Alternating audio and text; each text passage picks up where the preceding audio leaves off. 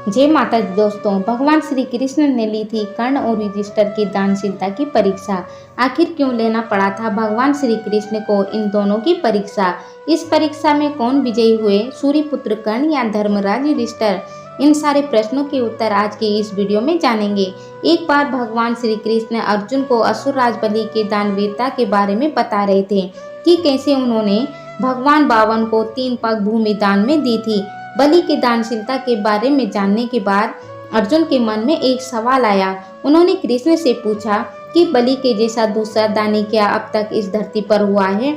अर्जुन के प्रश्न का जवाब देते हुए भगवान श्री कृष्ण ने कहा कि बलि के जैसा सिर्फ एक दानी अब इस धरती पर है, वो है दानवीर कर्ण। श्री कृष्ण के मुंह से कर्ण की प्रशंसा सुनकर अर्जुन को बहुत ईर्ष्या हुई। उन्होंने श्री कृष्ण से कहा कि हे माधव, आप कर्ण की कुछ ज्यादा ही प्रशंसा करते हैं। हमारे ज्येष्ठ भ्राता युधिष्ठिर भी बड़े दानी हैं। और उनकी बात सुनकर श्री कृष्ण मुस्कुराते हुए कहते हैं कि फिर क्यों ना इन दोनों की परीक्षा ली जाए और देखा जाए कि कौन इनमें से ज्यादा दानवीर है।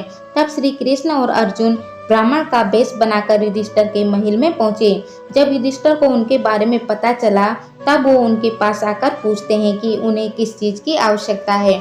तब ब्राह्मण रूपी श्री कृष्ण उनसे कहते हैं कि उन्हें एक मण सूखी चंदन की लकड़ी चाहिए। तब युधिष्ठिर ने अपने सेवकों से कहा कि यज्ञ के लिए जो लकड़ियां रखी हैं उन्हें उस ब्राह्मण को दे दें। युधिष्ठिर की बात सुनकर श्री कृष्ण युधिष्ठिर से कहते हैं, ये लकड़ियां यज्ञ के संकल्प हेतु काटी गई हैं, मैं इन्हें ग्रहण नहीं कर सकता। यही सुनकर युधिष्ठिर सोच में पड़ गए और कहा कि बाहर तो बारिश चल रही है, ऐसी स्थिति में मैं कैसे चंदन की लकड़ियों का प्रबंध करूं? अगर आप चाहे तो उसके बदले में आपको 1 मण स्वर्ण मुद्राएं दे सकता हूं। ये सुनकर श्री कृष्ण युधिष्ठिर से कहते हैं कि मुझे स्वर्ण मुद्रा नहीं चाहिए, केवल चंदन की ही लकड़ी चाहिए। ऐसी स्थिति में युधिष्ठिर क्षमा मांगते हुए कहते हैं, मैं आपके लिए वर्षा होने के कारण चंदन की सूखी लकड़ी का प्रबंध नहीं कर सकता, इसीलिए आप मुझे क्षमा कीजिए। इसके बाद अर्जुन और श्री कृष्ण भगवान कर्ण के पास पहुँचे। श्री कृष्ण के कर्ण से भी वही वरदान मांगा जो उन्होंने युधिष्ठिर से मांगा था और इस बार भी उन्होंने यही शर्त रखी थी कि वो यज्ञशाला की लकड़ियों को नहीं लेंगे। श्री कृष्ण की बात सुनकर कर्ण उनसे कहते हैं, कृपया आप कुछ क्षण प्रतीक्षा कीजिए, मैं आपके लिए जल्द ही चंदन की लकड़ियों का प्रबंध करता हूँ। ये सुनकर कुछ देर बाद कर्ण अपने धनुष और बाण को लेकर उनके सामने आ गए। अर्जुन और श्री कृष्ण के सामने बाण चलाकर महल के मुख्य द्वार को काट डाला जो चंदन से बना हुआ था। देखते ही देखते वहां पर लकड़ियों का ढेर लग गया। यह देखकर अर्जुन चौंक गए, लेकिन तब श्री कृष्ण ने कर्ण से कहा कि अंगराज, मैं इस लकड़ी को स्वीकार नहीं कर सकता क्योंकि बहुत लोगों के स्पर्श से ये लकड़ी अपवित्र हो चुकी है। तब कर्ण अपने महल की सैया को तोड़कर दान में दे देते हैं और कहा कि मेरी सैया मेरी दिव्य कवच और कुंडलों के कारण कभी भी अपवित्र नहीं हुआ है, कृपया आप इसे स्वीकार कीजिए। लेकिन फिर से कृष्ण कर्ण की परीक्षा लेने के लिए उनसे कहते हैं कि अगर मैं इससे भी लेने से इनकार कर दूं तो आप क्या करोगे अंगराज?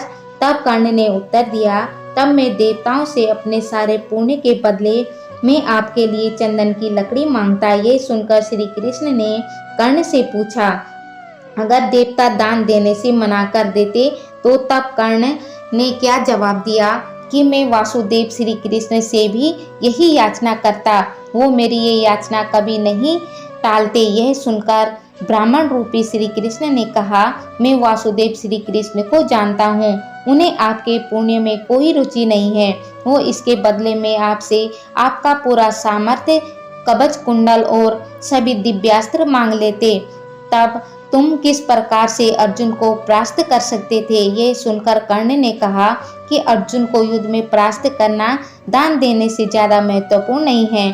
अगर दान देने के लिए मुझे अपना पूरा सामर्थ्य का भी बलिदान देना पड़े तब भी मुझे कोई दुख नहीं होगा। तब श्री कृष्ण ने कर्ण के दिए हुए चंदन की लकड़ियों को स्वीकार कर लिया और वहां से प्रस्थान किया। कर्ण की दानशीलता को देख अर्जुन अचंभित हो गए। उनका ये हाल देख श्री कृष्ण ने कहा, पार्थ, अब तो तुम समझ ही गए होंगे क्योंकि मैं हमेशा कर्ण को सबसे बड़ा दानवीर कहता हूँ। चंदन के द्वार और चंदन की सैया तो युधिष्ठिर के पास भी थी, लेकिन दान देते समय उन्हें इसका स्मरण नहीं हुआ।